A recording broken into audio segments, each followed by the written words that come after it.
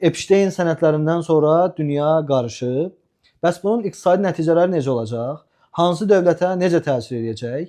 Bunu bilmək üçünsə Acemoğlunun dar koridor yanaşmasına baxmaq lazımdır.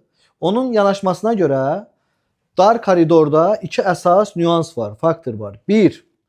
Cəmiyyətin verdiyi reaksiya, 2. Dövlətin qurumlarının verdiyi reaksiya. Əgər bu Epstein sənədlərində hansı dövlət rəhbərlərinin adları keçirsə, o dövlətin qurumları, cəmiyyəti reaksiya verməzsə, o dövlətdən investisiya qaçacaq, iqtisadi bir kriz olması qaçınılmazdır.